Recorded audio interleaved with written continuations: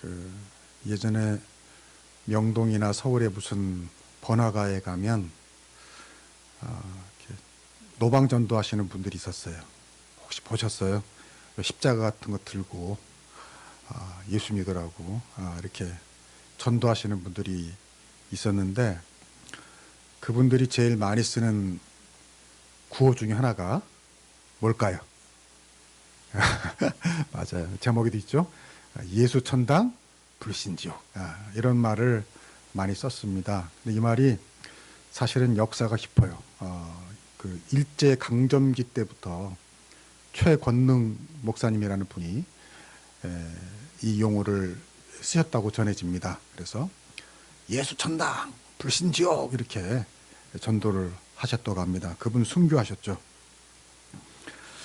이 짧지만 아주 강력한 문구, 예수 천당 불신지옥. 이 말이 너무 강렬해서 지금도 기독교 하면은 예수 천당 불신지옥 이렇게 느껴질 정도로 많은 사람들의 이 기억 속에 각인되어 있습니다. 그런데 예전에 무슨 영화도 있었어요. 불신지옥이라는 영화도 있었어요. 근데 그 내용은 그렇게 기독교에 대해서 긍정적인 내용은 아니었습니다. 어떤 신앙으로 말미암아서 좀 잘못되는, 가정이 좀 불화하는 뭐 그런 내용이었던 걸로 기억이 납니다. 여러분은 어떠신지 모르겠어요. 예수 천당 불신지옥 그러면 여러분 느낌이 어떻습니까? 좋은 느낌이 듭니까? 아니면 좀 나쁜 느낌이 듭니까? 아니면 관심이 없습니까? 어떤지 모르겠어요. 근데 사실 이 말은 복음을 오해하게 한 말이기도 합니다. 이제 한 달 후면은 예수님이 오신 성탄절이죠. 크리스마스죠.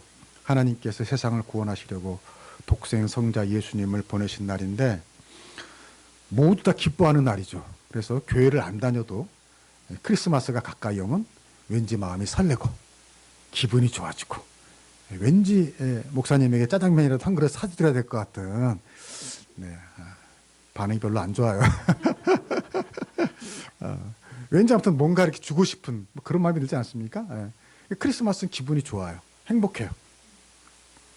그런데 예수 천당 불신 지옥 하면은 기쁘기보다는 어쩐지 무섭고 불편하고 또 어떤 이들에게는 불쾌하게까지 느껴지기도 합니다. 오늘 이 오해를 좀 풀고 진실을 좀 나누려고 합니다.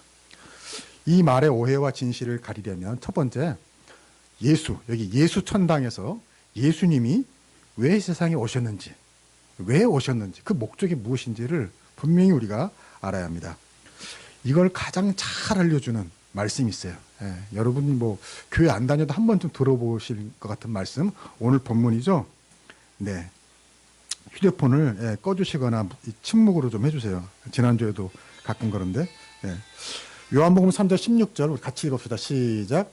하나님이 세상을 이처럼 사랑하사 독생자를 주셨으니 이는 그를 믿는 자마다 멸망하지 않고 영생을 얻게 하려 하심이라. 그 다음 하나님이 그 아들을 세상에 보내신 것은 세상을 심판하려 하심이 아니요 그로 말미암아 세상이 구원을 얻게 하려 하심이라. 아멘.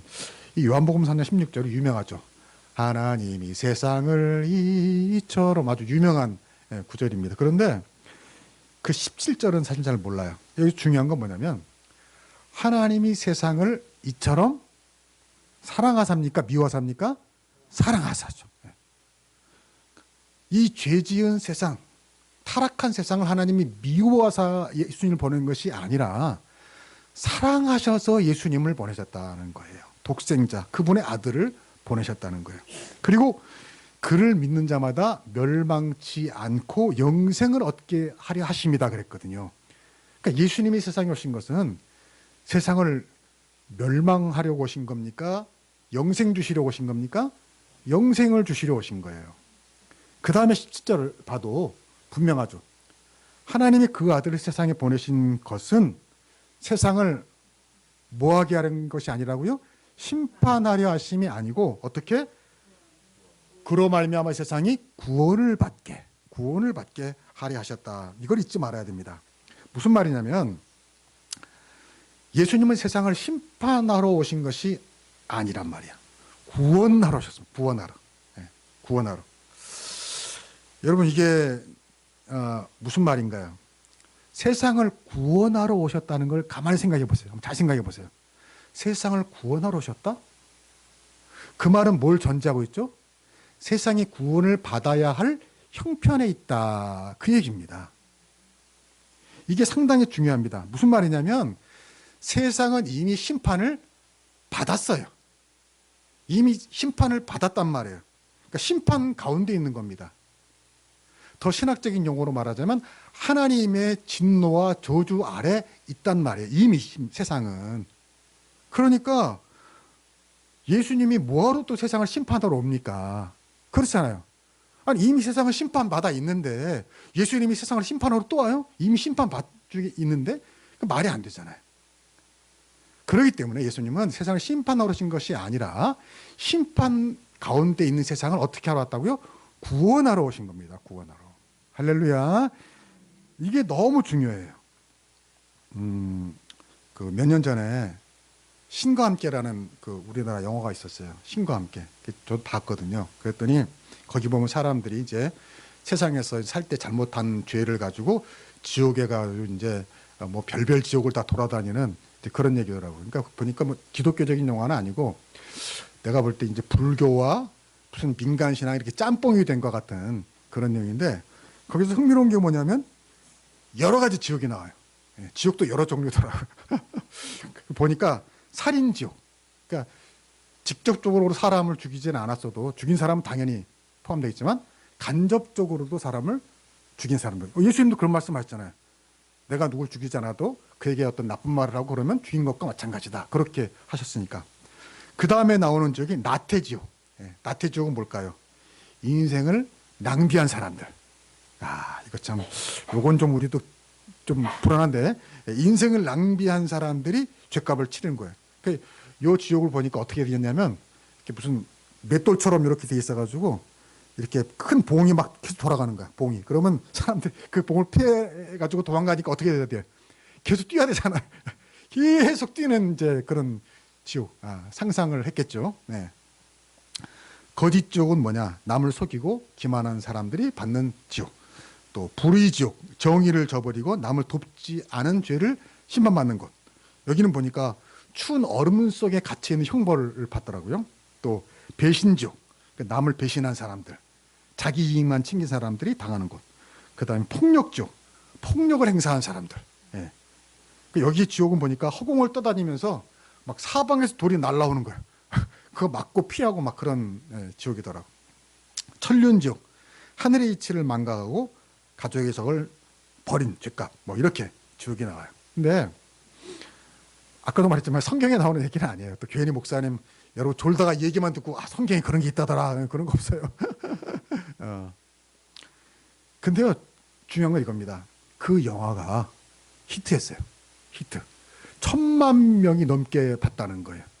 그 말은 뭐냐면 사람들이 그 영화를 보고 죽음 위에 그 지옥이 있고 죽음 위에 어떤 심판을 받고 이런 것에 대해서 사람들이 공감했다는 겁니까? 공감하지 않았다는 겁니까? 공감했다는 거죠. 이게 중요해요. 그 영화를 수많은 사람이 봤다는 건 뭐냐면 다 공감했다는 거예요. 어떤 마음이냐면 세상이 사실 억울하거든요. 정말 죄 지은 사람들이 심판받지 않고 잘 먹고 잘 살고 심지어 잘 죽고 죽을 때도 편안히 죽고 뭐 그런 걸 많이 봐요. 그래서 뭔가 마음속에 이건 안 돼.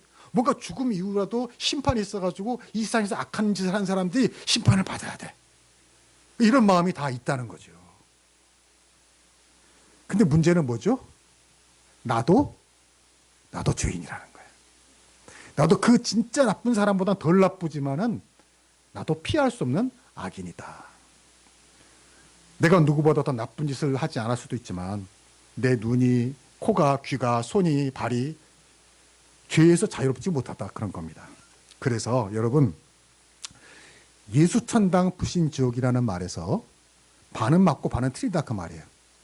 예수천당은 맞지만 불신지옥은 사실 틀린 말입니다. 틀린 말이에요. 왜냐하면 불신지옥이 아니에요. 불신지옥은 무슨 말이에요? 예수님을 믿지 않으면 지옥 간다는 것인데 그게 아니라는 거죠. 예수님을 믿지 않아서 지옥 가는 것이 아니라 자기의 죄로 지옥을 가는 겁니다. 자기의 행위로 지옥을 가는 거라고요. 자기의 눈이, 귀가, 코가, 손이, 발이 한 범죄로 인해서 지옥을 가는 거지 예수님을 안 믿어서 지옥을 가는 게 아니란 말입니다. 이걸 여러분 분명히 아셔야 돼요. 자, 예수님도 이 말씀을 하셨어요. 봅시다. 요한복음 5장 18절. 이를 놀랍게 여기지 말라. 무덤 속에 있는 자가 다 그의 음성을 들을 때가 오나니. 29절 시작. 선한 일을 행한 자는 생명의 부활로, 악한 일을 행한 자는 심판의 부활로 나오리라. 아멘. 자, 여기 보세요. 선한 일을 행한 사람, 악한 일을 행한 자는 심판의 부활. 그러니까 뭐예요? 불신지옥이 아니란 말이에요. 어떻게 말하면 정확하게 따지면 불신지옥이 아니라 행위지옥입니다. 행위지옥. 그러니까 자기 행위로 심판을 받는다는 거예요. 예수님을 믿지 않아서 지옥에 가는 게 아니라 자기 행위로 지옥에 간다는 겁니다. 여러분 이걸 잊지 마세요. 그러니까 이걸 착각하니까 불신지옥, 불신지옥? 예수님을 믿지 않으면 지옥을 간다고? 이 말이 오해를 줘서 사람들이 이걸 이렇게 생각해요. 아니, 너무한 거 아니야? 예수 믿지 않는다고 지옥 보내다니. 예수 믿지 않는다고 하나님이 지옥을 보내다니. 그거 너무 하나님이 무자비한 거 아니야? 그렇게 따지면 맞죠. 하나님은 너무 무자비하시죠. 근데 예수 믿지 않아서 지옥 가는 게 아니라 나의 죄로, 나의 행위로 지옥을 가는 것이다. 그러나 오히려 하나님은 그런 우리를 불쌍히 여기셔서 내 행위로 지옥 가는 것을 불쌍히 여기셔서 그 운명을 불쌍히 여기셔서 사랑의 하나님이 독생 성자 예수님을 우리에게 보내셔서 우리를 구원으로 인도하신 줄로 믿습니다. 그러므로 행위지옥이 아니라 예수 천당하라고 보내셨다는 그 말이에요. 여러분, 예수님을 안 믿는 사람들을 지옥에 보내기 위해서 세상에 오신 것이 아니라고요. 만약 그렇다면 크리스마스가 즐거운 날입니까? 불행한 날입니까? 예수님이 사람들 지옥 보내기 위해서 오셨다면은 크리스마스가 불행한 날이죠. 그렇잖아요. 무서운 날이죠. 예수님이 심판하러 오셨다면은 그렇잖아요. 근데 사람들이 그렇게 생각하지 않아요. 그 말은 뭐냐면 예수님은 세상을 심판하러 오신 것이 아니라 구원하러 오신 분이다. 나는 여러분이 이런 마음을 갖기를 축복합니다. 그리고 이것이 복음이에요. 어느 쪽을 보느냐가 중요합니다. 그래서 우리가 크리스마스가 되면 마음이 설레는 거예요. 왜? 예수님은 우리를 구원하러 오신 분이다. 우리의 죄로 인해서 지옥에 갈 수밖에 없는 운명이지만 그런 운명을 바꿔주시기 위해서 세상에 예수님이 오셨다. 두 번째로 우리가 궁금한 것이 있습니다. 불신지옥이 아니라 행위지옥이라면 여기서 우리가 궁금한 게 있어요. 저도 어렸을 때 그랬어요. 뭐가 궁금했냐면 2000년 전에 예수님이 오셔서 십자가에 달려 죽으신 것이 나와 무슨 상관인가? 예수님이 무지하게 고난당하시고 죽으신 것이 그게 왜 나의 죄를 대속한 것인가? 왜 예수님이 죽은 것이 나의 죄값을 받으신 것인가? 그게 잘 연결이 안 되더라고요. 이해가 안 되더라고요. 어렸을 때. 근데 여러분, 그래서 성경이 구약과 신약이 있는 겁니다. 만약에 구약이 없이 신약만 있다고 생각해 보세요. 그럼 예수님이 갑자기 어느 날 다짜고짜 오셔서 내가 십자가에 달려 죽은 것이 너희 죄를 사는 것이다 라고 한다면 굉장히 당황스러울 거예요. 이해가 안 될 거예요. 이게 무슨 말이지? 무슨 뜬금없지? 라고 생각할 수 있어요. 그러나 구약이 있기 때문에, 구약 성경이 있기 때문에 그것이 우리가 그렇구나 이해가 된단 말이에요.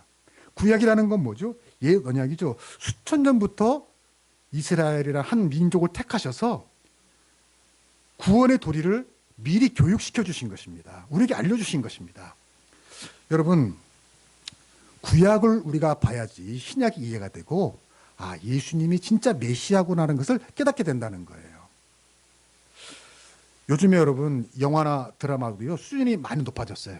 그러니까 아주 그냥 막장 드라마 같은 거는 그냥 쉽게 그냥 한 번만 봐도 이해가 쫙 돼요. 한 번만 봐도 저 사람은 나쁜 사람, 좋은 사람, 대충 짐작이 가요. 이게 어떻게 될지 막장 드라마 하나죠. 근데 그렇지 않은 요즘 드라마는요, 상당히 복잡합니다. 예, 한 번 봤을 때 잘 몰라요. 이게 무슨 말이지? 예. 소위 세계관이라는 게 있어요. 그 드라마의 세계관이 있어요. 그걸 이해해야지 그 재미가 있어요. 그래서 저도 언젠가 무슨 드라마를 보다가 좀 재밌을 것 같아요. 그래서 보는데 이해가 안 되는 거야. 그래가지고 옆에서 열심히 보고 있는 우리 따인이가 열심히 보고 있길래 내가 그래서 저건 뭐냐? 저 사람은 왜 저래? 저 말이 안 되는데 막 제가 이제 그러니까 귀찮을 거 아니에요. 그러니까 이 사랑하는 아빠를 어떻게 그 드라마에 편입시키려고 설명을 해주는 거야. 아빠 저 사람은 어떻게 되고 저 사람이 이거고 이 드라마가 어떤 뭐 배경이 있고 막 설명해 주는 거야.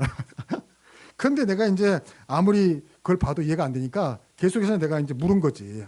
뭐 이게 뭐냐, 저 사람 뭐냐. 그러니까 이제 우리 착한 다인이가 그렇게 막 설명을 해주다가 이제 나중에 좀 어떻게 돼요? 짜증이 날 거 아니에요. 그러니까 에이 그냥 텔레비나 보라고요. 막 이렇게 되는 거야. 그래가지고 이제 내가 마음이 상해가지고 그냥 부모 자식 간의 관계 의절할까 하는 마음도 있었지만은 또 목사가 또 그러면 안 되니까. 예. 무슨 말을 하고 싶냐면 드라마도 그 전후 좌우 배경을 알아야지 이해가 되고 너무너무 재밌고 그렇구나 하고 납득이 된다는. 예. 성경도 그렇다는 겁니다. 구약 성경이 괜히 있는 게 아니에요. 신약에서 예수님이 오셨으니까 구약이 필요도 아닙니다. 구약부터 쫙 공부하고 읽어놔야지 신약의 모든 말씀이 기가 막히게 맞구나. 이게 이렇게 연된 거구나. 이게 딱 떨어졌네. 이렇게 우리가 이해가 되는 거예요. 여러분 시간이 없어서 제가 구약에서 예언된 모든 것들을 다 찾진 않겠지만 구약에서 메시아를 예언하고 그 메시아가 나사렛에서 태어나고 다윗의 가문에서 태어나고 그리고 베들레헴에서 탄생을 하시고 십자가에 달려 죽게 될 거라는 그 모든 것이 구약에서 이미 예언됐다는 것입니다. 수천 년 전부터 이미 예언됐다는 것이죠. 제가 몇 구절만 좀 보고 싶어요. 창세기 3장 15절로 한번 가봅시다. 자, 한번 읽어볼까? 시작. 내가 너로 여자와 원수가 되게 하고 내 후손도 여자의 후손과 원수가 되게 하리니 여자의 후손은 내 머리를 상하게 할 것이요 너는 그 발꿈치를 상하게 할 것이니라 하고. 이게 무슨 말입니까? 아담과 하와가 범죄한 후에 하나님이 지금 뱀에게 하신 얘기입니다. 뱀으로 분장한 사탄에게 하신 얘기입니다. 뭐라고 말했냐면 여자의 후손이 너의 머리를 밟을 것이다. 여자의 후손이 메시아를 예언한 것이죠. 우리가 이것을 창세기에 나온 복음이라고 합니다. 근데 여자의 후손이 누굽니까? 여러분 인류 역사상 여자의 후손은 딱 한 분밖에 안 계세요. 누굽니까? 바로 예수님. 왜? 대부분의 모든 사람은 남자의 후손입니다. 아버지의 자손으로 태어나게 돼 있어요. 근데 예수님만은 남자가 없이 동정녀 마리아에서 태어나셨죠. 그래서 예수님 바로 여자의 후손은 바로 예수님을 말한다는 것이죠. 바로 그분이 우리를 구원하실 것이다. 사탄을 밟을 것이다 라는 예언이 이루어졌다는 겁니다. 신명기로 가봅시다. 신명기. 자, 신명기 시작. 그 시체를 나무 위에 밤새도록 두지 말고 그 날에 장사하여 내 하나님 여호와께서 내게 기업으로 주신 땅을 더럽히지 말라. 나무에 달린 자는 하나님께 저주를 받았음이니라. 아멘. 구약 신명기에서 나무에 달린 자는 하나님의 저주를 받은 사람이라고 예언하십니다. 그런데 여러분 예수님이 어디에 달려 죽으십니까? 나무에 달려 죽으십니다. 십자가에 달려 죽으신단 말이에요. 바로 그 예수님이 하나님의 저주를 받았다는 거죠. 어떤 저주요? 우리가 받아야 할 저주. 우리가 우리 죄로 받아야 할 저주를 예수님이 그 십자가라는 나무에 달려 죽으심으로 받으신 줄로 믿습니다. 그 예언을 한 것입니다. 그래서 갈라디아에서 가면은 바울이 그걸 이렇게 해석을 합니다. 갈라디아서 신약 시작. 그리스도께서 우리를 위하여 저주를 받은 바 되사 율법의 저주에서 우리를 속량하셨으니 기록된 바 나무에 달린 자마다 저주 아래 있는 자라 하셨음이라. 아멘. 신약 성경이 구약을 통해서 예수님을 해석한 겁니다. 맞잖아. 예수님이 구약에 예언한 대로 십자가에 달려 죽으심으로 우리가 받아야 할 하나님의 저주를 대신 받으신 것이다. 그래서 우리를 그 율법의 저주, 율법으로 벗어날 수 없는 끊임없이 율법 아래 매여 있는 우리를 해방시켜 주셨다고 바울이 이렇게 해석을 한 겁니다. 하나 더 봅시다. 요한복음 1장 29절. 자, 시작. 이틀날 요한이 예수께서 자에게 나오심을 보고 이르되 보라 세상 죄를 지고 가는 하나님의 어린 양이로다. 아멘. 이 말씀을 우리가 이런 이해가 전혀 없이 구약이 없이 이 말씀을 보면은 이해가 안 될 거예요. 세상 죄를 지고 가는 어린 양이라고? 그게 나와 무슨 상관 있지? 그게 메시아랑 무슨 상관 있지? 이렇게 생각할 거예요. 그러나 구약을 통해서 이 사람들은 수천 년 동안 경험한 게 있어요. 뭐냐면 구약 성경을 통해서 하나님이 이스라엘에게 예배를 주시고 제사를 주시고 그 예배의 과정 속에서 죄를 사는 방법이 뭐였습니까? 짐승, 대표적으로 어린 양을 대신 죽이는 거였죠. 여러분 어린 양이라는 표현이 뭐예요? 여러분 많은 짐승 중에서 양은 제일 착합니다. 착해. 정말 양이라는 짐승은 죄를 하나도 안 지을 것 같아요. 그렇게 착한 짐승일 수가 없어요. 남을 해할 수가 없어요. 너무 바보 같아요. 그렇게 죄가 없는 짐승 중에 짐승이 양인데 그것도 무슨 양이에요? 어린 양이에요. 그야말로 무슨 죄가 있을 까닭이 없죠. 그런데 그 어린 양을 가지고 와서 어린 양에게 안수하고 내 모든 죄가 이 어린 양에게 전가되었습니다 한 다음에 그 어린 양을 처절하게 죽이는 겁니다. 피를 뿌리는 겁니다. 그래서 나의 죄를 대신 사하는 것이 구약의 예배였습니다. 그래서 이스라엘 백성들은 수천 년 동안 그 경험을 많이 했어요. 그런데 이제 예수님이 하나님의 어린 양이라는 건 뭐예요? 더 이상 어린 양을 예배 시간에 잡을 필요가 없다는 거죠. 왜? 예수님이 어린 양이 되셨으니까. 이것을 히브리서에서는 이렇게 해석을 합니다. 히브리서. 그리하면 그가 세상을 창조한 때부터 자주 고난을 받았어야 할 것이도 이제 자기를 단번에 제물로 드려 그랬어요.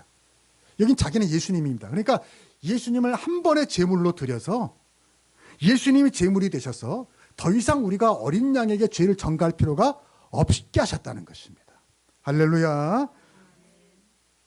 바로 이것이 구약의 예배고요. 그래서 예수님이 만약 오시지 않았다면 어떻게 됐을까요? 네? 오늘도 여러분은 여기저기서 그 어린 양을 끌고 와서 여기서 다 어린 양 죽여가지고 피 뿌리면 여러분 피바다가 돼가지고 여기가 매주 그렇게 우리가 예배를 드려야 한단 말이에요. 그러나 히브리서는 말하는 거 이제 더 이상 그 다음에 넘어가 볼까요? 네. 이와 같이 그리스도도 많은 사람의 죄를 담당하시려고 단번에 들이신 바 한 번의 제물이 되셔서 더 이상 우리가 양을 바칠 필요가 없게 되었다는 것이죠. 바로 그것이 바로 구원의 도리이기 때문에 세례요한이 예수님을 보고 보라 세상 죄를 지고 가는 하나님의 어린 양이다라고 말씀한 것입니다.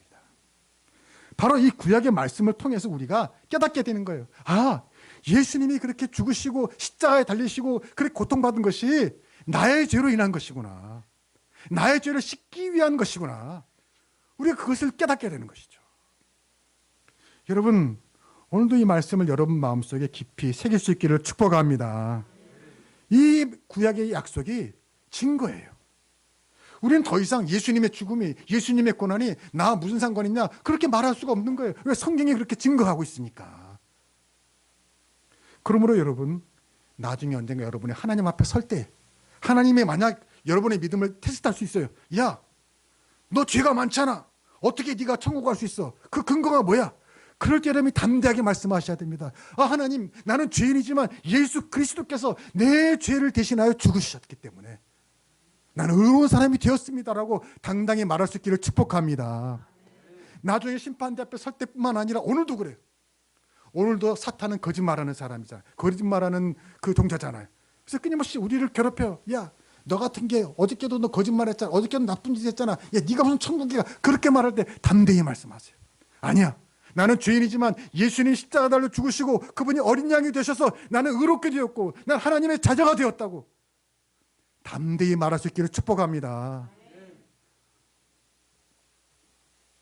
마지막으로 우리가 궁금한 게 있습니다. 그래서 예수님의 십자가의 고난과 죽으심이 나와 상관없는 것이 아니라 나를 구원하시는 도리가 되었는데 그렇다면 내가 오늘 구원받은 사람이라는 증거는 무엇인가? 그러니까 이 성경의 증거는 우리가 살펴봤어요. 근데 나의 실존적인 증거, 그러니까 내가 오늘 세상에서 밥 먹고 일하고 사람 만나고 하면서 내가 정말 구원받은 사람이구나라고 스스로 깨달을 수 있는 증거는 무엇인가? 교회에 나오는 것일까요? 물론 가장 좋은 증거가 될 수도 있어요. 교회에 나오는 게. 그러나 성경에 보면 예수님이 이런 말씀도 하셨어요. 가라지와 알곡이 있다. 가라지를 당장 뽑다가 알곡도 다치니까 추수 때까지 놔둬라. 그런 말씀도 하셨어요. 그 말은 무슨 말이냐면 오늘날 교회 안에도 가라지가 있을 수가 있다 그 말이에요.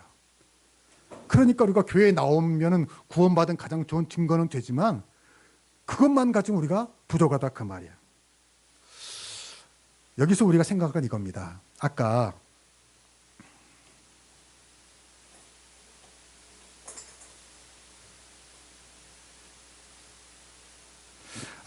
예수님의 십자가의 고난과 죽음이 나와 무슨 상관이 있냐? 이런 질문 우리가 물었고 그 답을 얻었어요. 그렇죠? 예수님의 십자가 고난이 나로 인한 것이구나. 내 죄를 사는 것이구나. 이걸 답을 얻었어요. 이제 거꾸로 해야 돼요. 무슨 말이냐면 내가 그 복음을 믿고 구원받은 사람이라면 이제 예수님의 십자가의 고난과 죽음이 나와 상관 있는 것이구나 하고 느껴져야 한다는 것이죠. 느껴져야 한다는 거예요. 무슨 말이냐면 예수님이 십자가에서 고난당하시고 죽음당하신 것이 내 죄 때문이구나. 오늘도 내가 저지른 나의 허물 때문이구나. 이런 아픔이 느껴져야 한다는 거예요. 내 마음에 어떤 그 고통이 따라와야 한다는 거예요. 이 마음은 두 가지입니다. 하나는 감사고 또 하나는 회개입니다. 감사와 회개. 회개라는 것을 좀 쉽게 설명하면 미안한 마음. 그러니까 우리 마음속에 늘 십자가를 볼 때마다 한 가지 마음은 감사한 마음이 있어야 되고요. 또 하나의 마음은 뭐죠? 미안한 마음, 죄송한 마음이 있어야 한다는 거죠. 그런데 우리가 죄를 짓고도 아파하지 않고 괴로워하지 않고 회개하지 않는다고요? 그럼 구원받은 사람이 아닐 가능성이 많아요. 죄를 전혀 안 지을 수는 없어요. 그러나 죄를 짓더라도 내 마음에 아픔이 있고 하나님 앞에 부끄러움이 있고 두렵고 떨림이 있다면 그 사람은 구원받은 사람일 수 있다는 거죠. 그 마음에 감사함이 있어요. 이런 나 같은 사람은 오늘도 구하여 주시고 사랑하여 주시고 인도하여 주시는 것은 감사한 마음이 있다면 그 사람은 구원받은 사람일 가능성이 높다는 얘기죠. 제가 지난 여름에 신문을 보다가 이런 훈훈한 기사를 봤어요. 기사 제목이 이겁니다. 소나기 속 학생에게 우산을 던져준 운전사를 찾습니다. 이게 뭔가 봤더니 지난 여름에 비가 많이 왔잖아요, 여러분. 근데 이제 아마 비가 많이 갑자기 쏟아나게 오니까 어떤 중학생, 여학생이 아마 이 가방을 머리에다 메고 비를 맞으면서 막 갔던 모양이에요. 근데 갑자기 저 도로에서 차에서 창문이 막 열리더니 뭐를 휙 던져주더라는 거예요. 딱 보니까 접는 우산이에요. 그래가지고 그 우산을 머리에 쓰고 감사합니다 하고 이제 학생이 간 거예요. 근데 그걸 누가 본 거예요. 아마 찍었는지 블랙박스로 찍었는지 해가지고 그걸 이제 제보를 한 거죠, 방송사에다가. 그러니까 방송사가 그걸 보고 너무 훈훈하잖아요. 너무 아름답잖아요. 그러니까 그 우산 던져준 운전자 연락하면은 선물을 주겠습니다. 이렇게 된 거예요. 근데 그 기사를 보니까 마음이 따뜻하더라고요. 여러분, 우리도 그렇잖아요. 나는 차에 있어서 비가 아무리 쏟아도 나는 까딱 마이싱이지만 길에서 막 갑자기 쏟아지는 비 때문에 비 맞고 막 하는 보면 좀 그런 마음이 있잖아요. 그래서 나도 그 기사를 보고요. 이런 생각이 들었어요. 차에다가 우산을 여러 개 가지고 다녀야 되겠다. 그리고 사실 우리 기도도 좀 어떨 때는 좀 약간 낡은 우산 같은 건 버리기도 하잖아요. 요즘 우산 낡은 거 안 주워가더라고요. 길바닥에 입고 그러더라고요. 그러다 모아오는 거야. 그래서 비 오는 날 가다가, 힘들고. 그런 생각이 들더라고요. 예.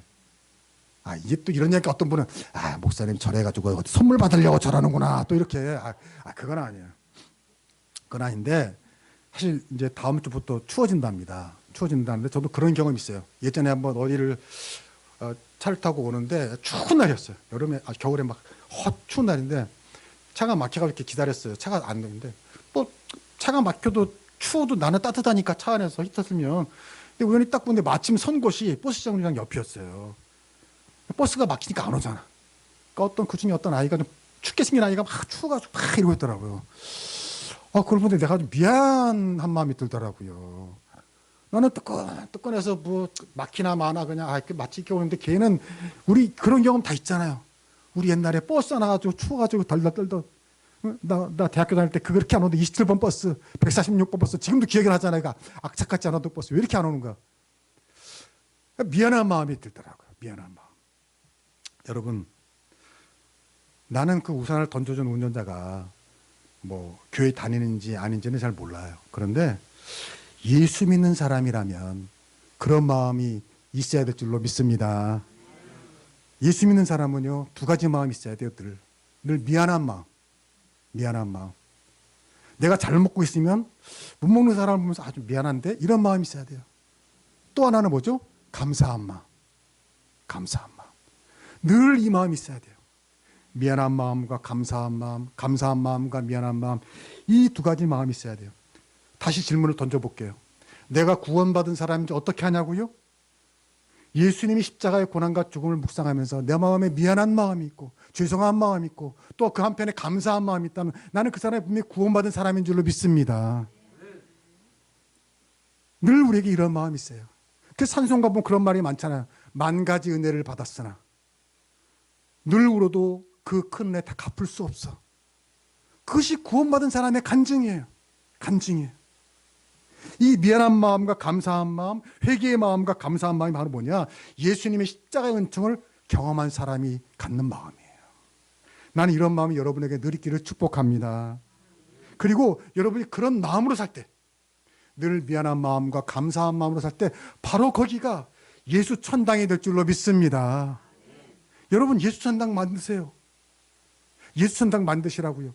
불신족을 만드시 마시고 여러분이 가는 곳마다 그 미안한 마음, 감사한 마음을 가지고 여러분이 가는 곳마다 예수 천당, 여기도 예수 천당, 저기도 예수 천당, 그런 일들이, 그런 놀라운 아름다운 일들이 이번 한 주간도 여러분을 통해서 나타나길 주 이름으로 축복합니다. 기도하겠습니다.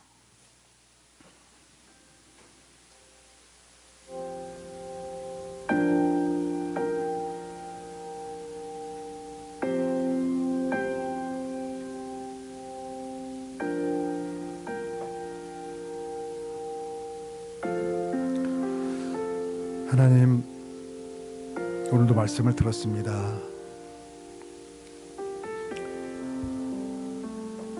하나님의 아들 예수님이 이 세상에 오셔서 우리는 그 크리스마스가 너무도 기쁘고 설레고 즐거운데 사실은 그 예수님이 우리가 받아야 할 하나님의 진노와 저주를 대신 받기 위해서 이 땅에 오셨음을 다시 묵상합니다. 그 구원의 은혜를 묵상하면 우리가 아무리 어렵고 힘들고 괴로운 형편에도 감사할 일뿐이고 미안할 일뿐인데 우리는 세상 욕심에 치여서 때로 불평하고 원망하고 미워하고 집착하고 스스로 불행한 삶에 빠질 때가 너무나 많음을 고백합니다. 주님, 예수님이 나를 위해 죽으셨음이 늘 마음속에 믿어지고 깨달아져서 오늘의 삶의 모든 자리에서 예수 천당할 수 있게 하여 주시옵소서. 늘 감사하고 미안하고 또 미안하고 감사하고 그 마음속에서 예수 천당, 내가 사는 가정도 일하는 일터도 만나는 사람들도 내가 있음으로 예수 천당하게 하여 주옵소서.